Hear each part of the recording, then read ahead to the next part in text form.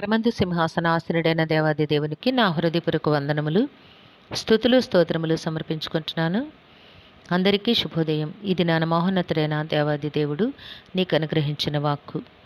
నా యొద్దకు వచ్చి నా మాటలు విని వాటి చొప్పున చేయు ప్రతివాడును ఎవని పోలియుండునో మీకు తెలియచేతును.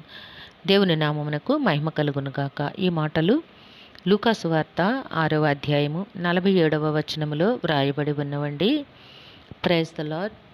Today our God's promise for us: whoever comes to me and hears my saying and does them, I will show you whom he is like. చూడండి నేస్తమా, నీ దేవాది దేవుడు ఈ దినాన నీ కొరకు సిద్ధపరిచిన వాక్కు ఏమిటి అంటే, నా యొద్దకు వచ్చి నా మాటలు విని వాటి చొప్పున చేయు ప్రతివాడును ఎవని పోలియుండునో మీకు తెలియచేతును అని అంటున్నారు. అంటే ఎవని పోలియుంటారు? దేవుని మాటలు విని వాటి చొప్పున జీవించే ప్రతివారు కూడా ఎట్టి రీతిగా ఉంటారు? మత్తయి సువార్త 7వ అధ్యాయం 24వ వచనము కనుక చూసినట్లయితే ఈ విధంగా వ్రాయబడి ఉంటుంది. కాబట్టి ఈ నా మాటలు విని వాటి చొప్పున చేయు ప్రతివాడును బండ మీద తన ఇల్లు కట్టుకొనిన బుద్ధిమంతుని పోలియుండును. దేవుని నామమునకు మహిమ కలుగునుగాక. ఎలా ఉంటారటండి? ఆయన మాటలు విని ఆయన మాట చొప్పున చేసే ప్రతివాడు కూడా బండ మీద తన ఇల్లు కట్టుకొనిన బుద్ధిమంతుని పోలి ఉండును. అంటే బుద్ధిమంతుల జీవితం ఎట్లా ఉంటుంది? ఎటు గాలి వేస్తే అటు ఊగిపోయే రెల్లులా ఉండదు వారి బ్రతుకు. వారి బ్రతుకు అట్లాగూ ఉండదు. చాలా స్టాండర్డ్గా ఉంటుంది. వారి జీవితంలో చాలా స్టాండర్డ్నెస్ ఉంటుంది. ప్రతి మాటకి కూడా వారు భయపడరు. పనికి మాలిన మాటలకు వారు ఇష్టత చూపరు, చెవియొగ్గరు, లొంగిపోరు.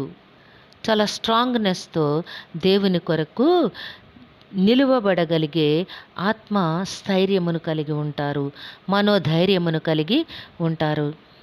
వారి వలన దేవుని నామమునకు మహిమ, ఘనత, ప్రభావములు ఆరోపించబడతాయి.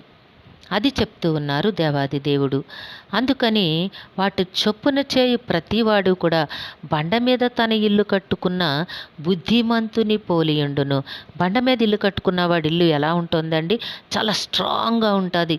వానలు కురిసిన, వరదలు వచ్చిన, గాలి విసిరి ఆ ఇంటి మీద కొట్టినా అది చాలా స్ట్రాంగ్గా బలమైన పునాది మీద వేయబడింది కాబట్టి అది పడిపోదు అనగా నీ జీవితంలో నేస్తమా ఎటువంటి శ్రమలు, శోధనలు, ఇబ్బందులు వచ్చినప్పటికీ కూడా నీ జీవితమును నీవు పోగొట్టుకోవు, నిత్య జీవమును దూరము చేసుకోవు, వెరీ స్ట్రాంగ్గా నిలబడగలుగుతావు. దేవుడు తప్పకుండా తన కరుణ, వాత్సల్యతను నీకు తోడుగా ఉంచుతారు.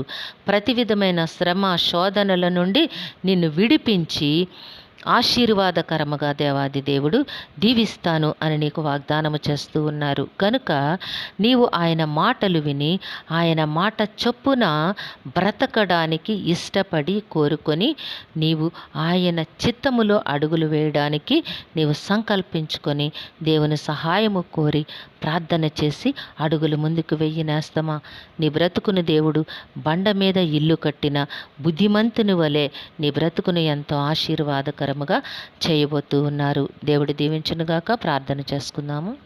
సింహాసనాసనుడైన దేవ, మీ ఘనమైన నామను వందనాలు చెల్లించుకుంటున్నాము. మీ బిడ్డకి మీరు ఇచ్చిన వాక్కును బట్టి స్తుతులు నాయన. మీ వాగ్దానమును తీసుకొని మీ చిత్తములో, మీ కృపలో ముందుకు సాగడానికి మీ కరుణ, వాత్సల్యతను తోడుగా ఉంచి జీవింపచేయమని ప్రాధేయపడుచున్నాము.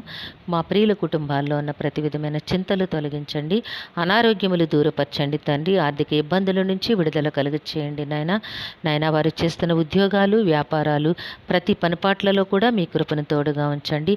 ఎవరికీ ఏమీ తక్కువ కాకుండా మీ ఆశీర్వాదములతో నింపి నడిపించమని వేడుకుంటున్నాము. బిడ్డలందరికీ మంచి భవిష్యత్తును ప్రసాదించండి నాయన.